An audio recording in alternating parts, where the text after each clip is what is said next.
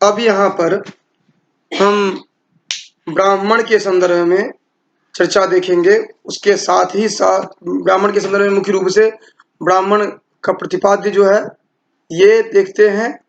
उसके बाद प्रतिपाद्य के बाद हम देखेंगे जो कि ब्राह्मण का संहिता के साथ संबद्धता जो है यह देखते हैं थोड़ा बहुत। और इसके साथ साथ जो कुछ बच गया है मुख्य रूप से अग्निहोत्र और अग्नि, इनके संदर्भ में हम चर्चा यहाँ पर संक्षेप में देखते हैं। जो 73 कोड के आप हैं उनके लिए आवश्यक है जो कि शुक्ल यजुर्वेद से संदर्भित जो सामाजिक राजनीतिक व्यवस्था के संदर्भ में जो दिया गया है उसको भी हमें देखना है। तो वो चर्चा हम कर लेंगे जो कि 73 कोड के जितने हैं उनके साथ हम कर लेंगे। 25 के जो हैं उनके लिए ये सामान्य रूप से चर्चा कर लेते हैं। तो पहले हम देखते हैं इसमें प्रतिपाद्य को देखते हैं जो कि ब्राह्मण का प्रतिपाद्य क्या है। यद्यपि इससे पूर्व भी हम चर्चा कर चुके हैं।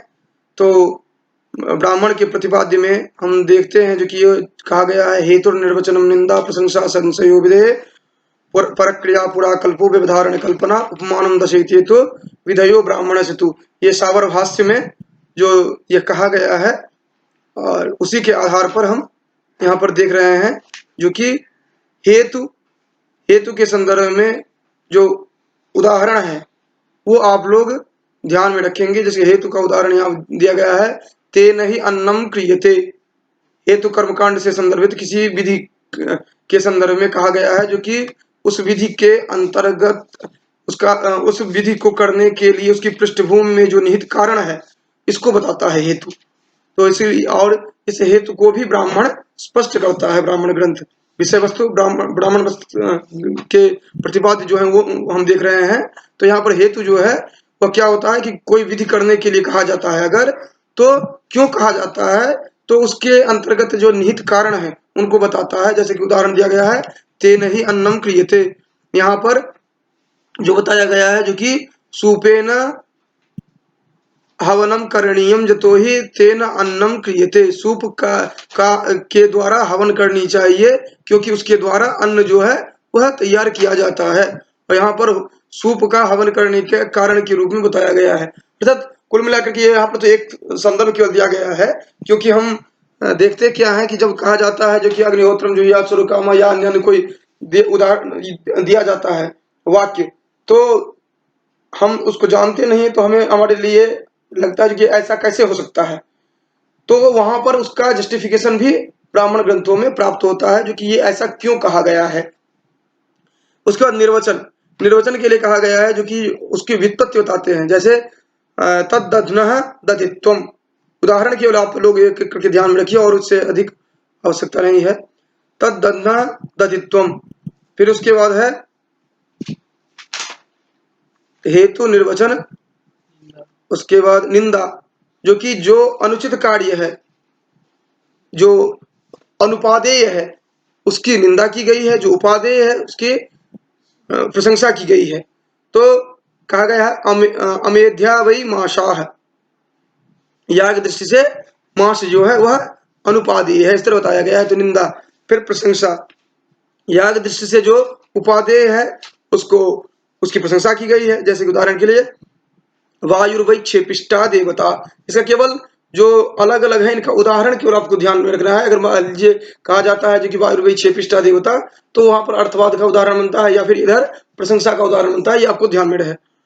उसके बाद संशय, तो यहाँ पर दिया गया है जो कि इसका तात्पर्य होता है संदेह करना। तो वहां पर यह है जो कि जो कार्य वहां पर हो रहा है उस पर जिज्ञासा हो सके, उस पर संदेह उठाया जा सके ताकि उसका फिर समाधान किया जा सके।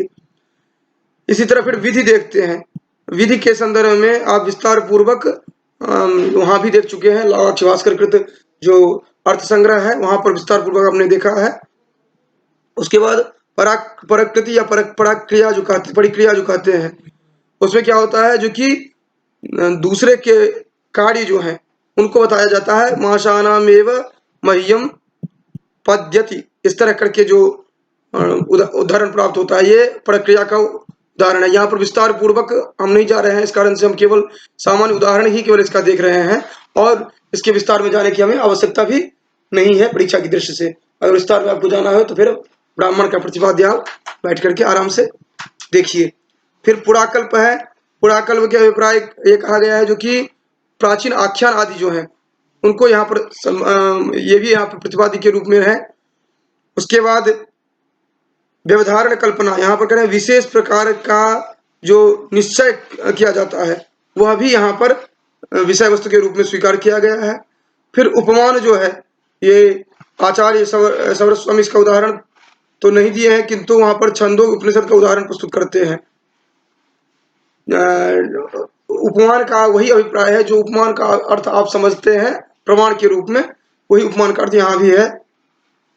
इसके बाद अगर स्पष्ट रूप से देखें तो ये 10 जो है ये मूल रूप से हेतु निर्वचनम निंदा प्रशंसा संशय विधेय परक्रिया पुराकल्पो उदाहरण कल्पना उपमानम दशेत हेतु विधेयो ब्राह्मण स्मृत, ये जो कुल 10 है ये मुख्य प्रतिपाद्य विषय है। लेकिन इसके साथ साथ जो अन्य आनुषांगिक हैं वो भी ब्राह्मण के प्रतिपाद्य के रूप में है, उनको भी हम ध्यान में रख सकते हैं। जो कि ब्राह्मण में किन किन विषय वस्तुओं की चर्चा की गई है, जैसे विधि की चर्चा विस्तार में की गई है, फिर विनियोग आदि की चर्चा की गई है। उसके साथ साथ अन्य जो हैं उन सभी का भी हम ब्राह्मण के प्रतिपाद्य के रूप में ध्यान रखेंगे।